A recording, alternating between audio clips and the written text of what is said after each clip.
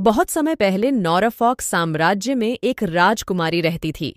उसे अपने बगीचे में एक अंगूठी मिलती है और वह अपने पिता से इसके बारे में पूछती है। वह बताता है कि अंगूठी उसे 5 जादुई शक्तियां देगी।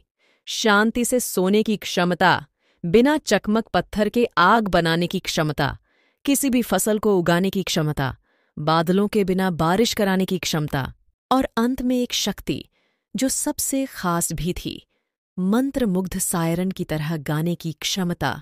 राजकुमारी को गायन में आनंद आता था और वह अपनी आखिरी शक्ति से सबसे अधिक प्यार करती थी।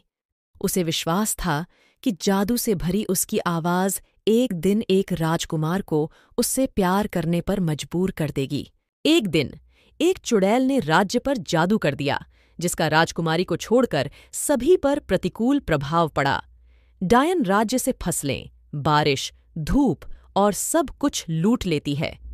राजकुमारी अपने गिरते राज्य को देखकर निराश हो जाती है और अपनी मातृभूमि और उसके लोगों को बचाने के लिए अपनी 5 शक्तियों का उपयोग करने का निर्णय लेती है। उसके मन में दिन रात गाने का विचार आता रहता है। उन्हें गाने से कोई नहीं रोक सकता।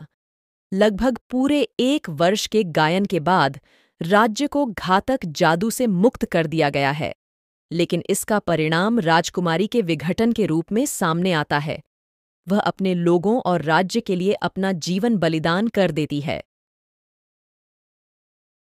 एक बार किसी दूर देश में एक खूबसूरत राजकुमारी रहती थी, जिसके सुंदर लाल बाल थे और उसे गुलाब बहुत पसंद थे।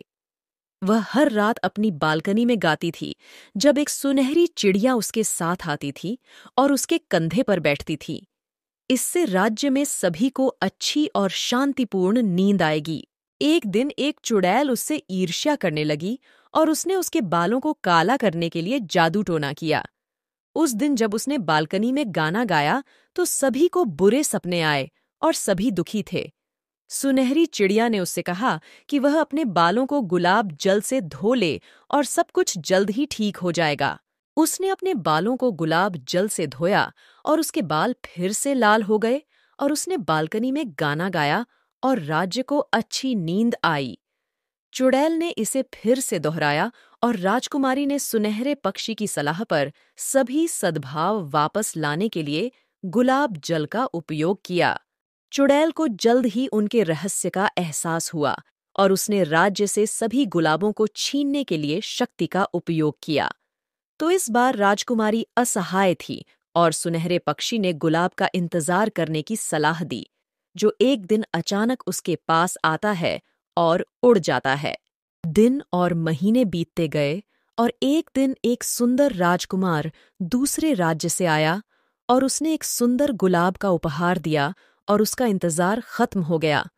उसने गुलाब जल का उपयोग किया और अपने बाल धोए और बालकनी में गाना गाया जब पक्षी उसके साथ आ गया और पूरे राज्य में फिर से सद्भाव हो गया।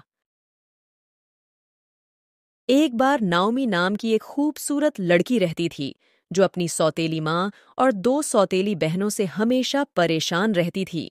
शाही गेंद आ रही थी और राजकुमार ने अपने राज्य से एक राजकुमारी चुनने का फैसला किया। उस दिन सौतेली माँ अपनी 2 बेटियों के साथ उस स्थान पर गई और इच्छा की कि वह उनमें से एक से शादी करेगी। नाओमी जाना चाहती थी, लेकिन उसे अपनी सौतेली माँ द्वारा सौंपे गए बहुत सारे काम करने पड़ते थे। उसने जल्दी जल्दी काम पूरा किया, लेकिन बाद में उसे एहसास हुआ कि उसके पास पहनने के लिए कोई सुंदर पोशाक या सामान नहीं है। अचानक उसके सामने एक परी गॉड मदर प्रकट हुई, जिसने उसकी एक सुंदर पोशाक, एक जोड़ी क्रिस्टल हील्स और सहायक उपकरण की इच्छा पूरी की। वह गेंद के पास गई और राजकुमार को उसे देखते ही उससे प्यार हो गया।